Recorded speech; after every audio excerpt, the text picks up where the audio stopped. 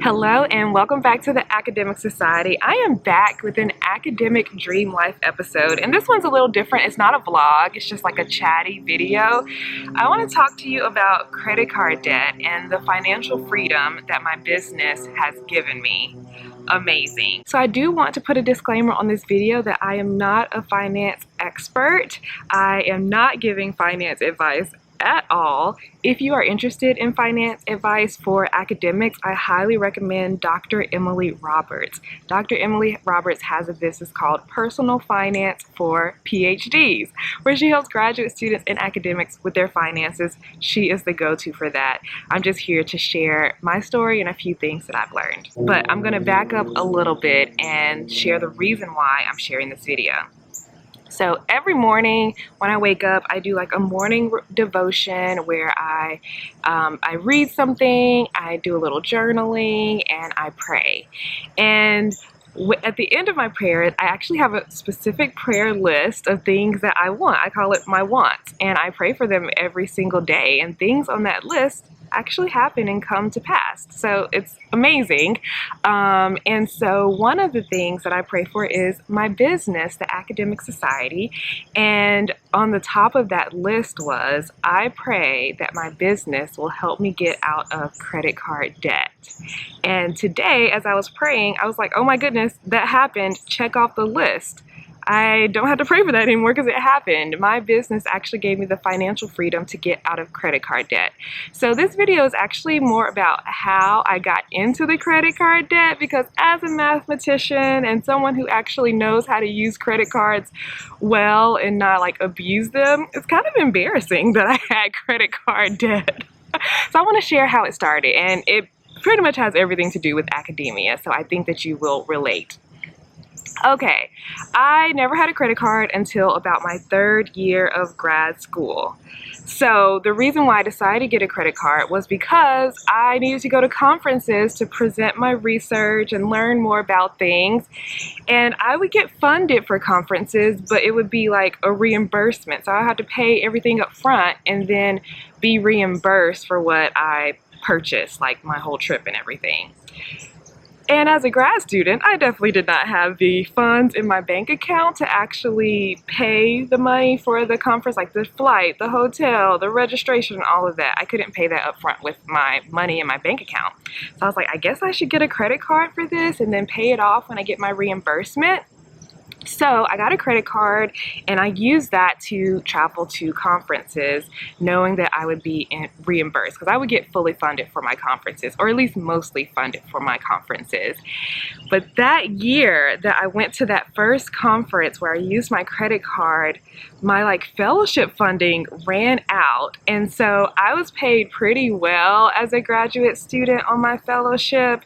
And so after the fellowship was over, I became a graduate teaching assistant, and my income was not slashed in half, but it dropped a lot. And so, but my monthly expenses were still the same. And so when it was time for the reimbursement to get in my bank account, I actually needed that money for expenses. So I held a balance on my credit card, and I was like, oh, well, I'll just pay it off slowly.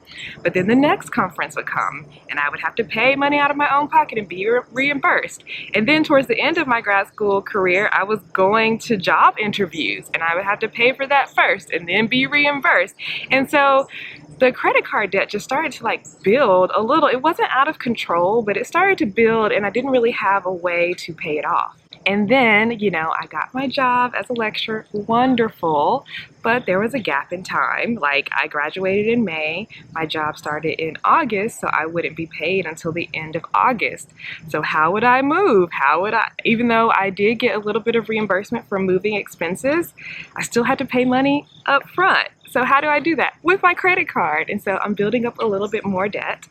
And then my job that I have is I have a 10-month salary. So for 2 months in the summer, I don't get paid unless I decide to teach a class. And so obviously, what everyone thinks that they will do, or at least what I thought I would do, is I would just save a little money every single month so that I could afford to live my life in the summer. That did not happen. I am not the best at saving a little bit of money every single month. And so when the summer came, I was like, okay, I'll just teach a class. But the class I taught was in July, meaning I didn't get paid until the end of July. So June and July, I'm just out here struggling. I would have to ask my mom for money, and like I have a secure job with a great salary, and I'm like asking my mom for money, using credit cards to pay for things because I just hadn't got out of that credit card debt. I hadn't figured out how to manage my money well.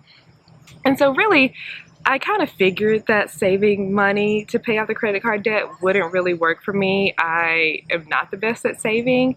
So my solution was just make enough money in my business.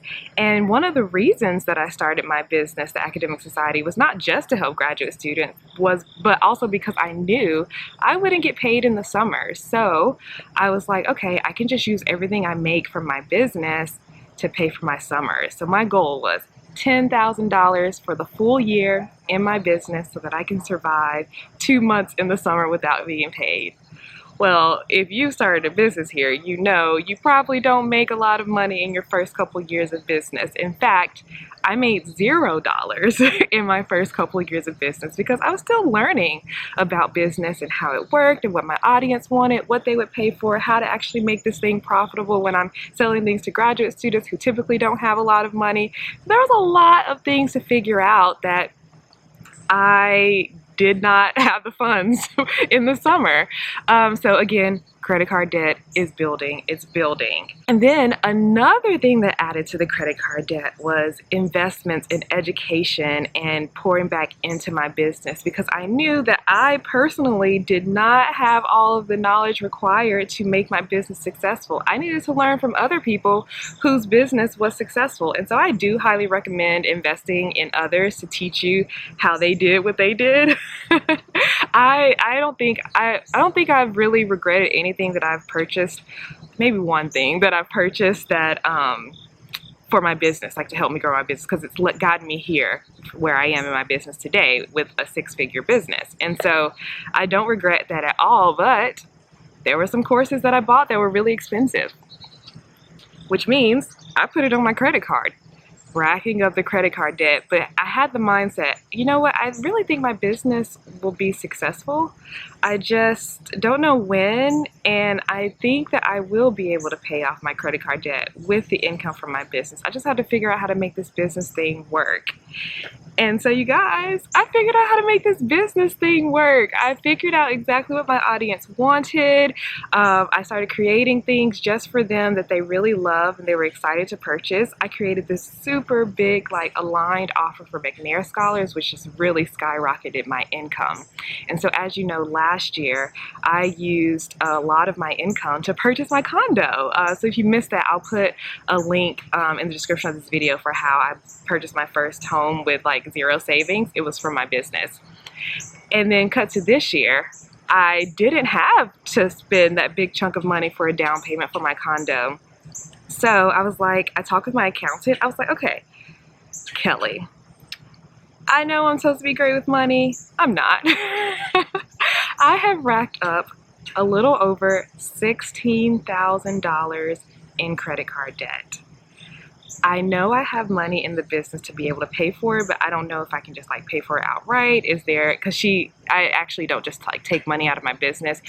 My accountant has set up payroll for me, so I'm actually an employee of my business and I get paid monthly from my business. And I was like, I don't know if I can like get paid a little bit more until I pay off the credit card debt, and I'm not sure how it will work. And so she told me a little bit about equity and how you have to have a certain amount of equity in your business and complicated accounting things that I kind of understand that I won't share here because I don't really understand. And she was like, well, if you could pay off the credit card this month, would you want to?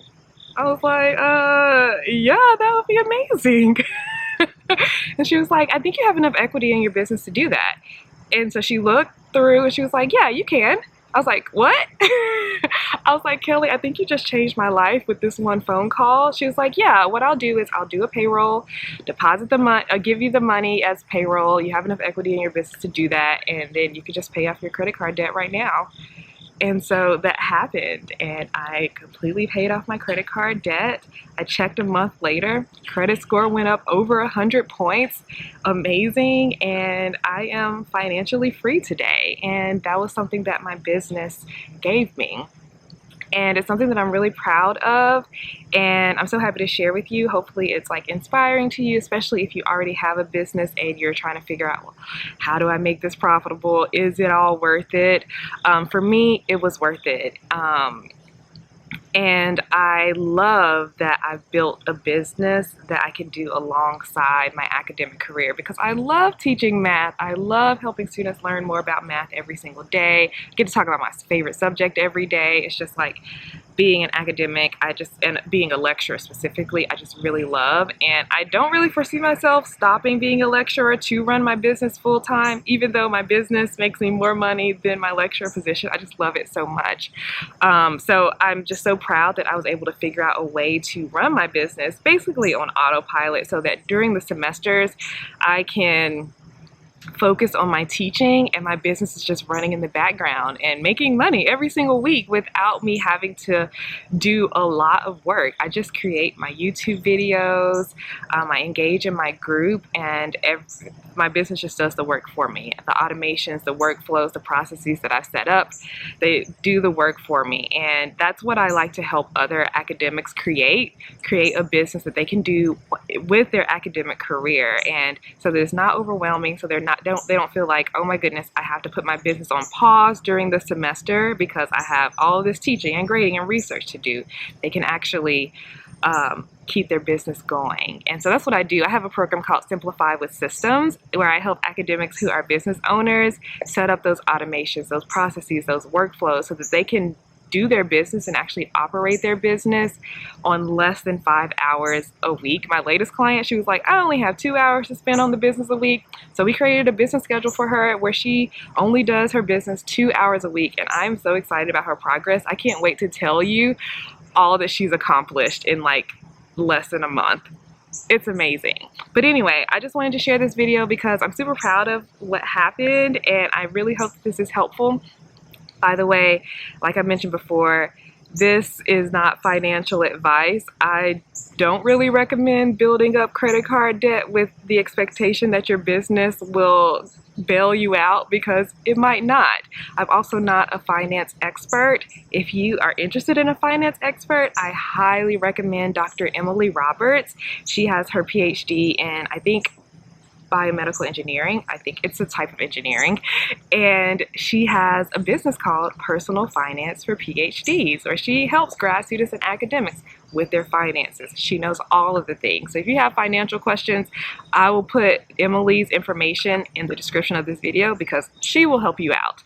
All right, thank you so much for watching this video. If you liked it, give it a thumbs up. If you have a business, I would love for you to share what kind of business you have, who do you help, and how do you help them. Share that in the comments so we can have like this community of academics who are running businesses, so we can know who each other are.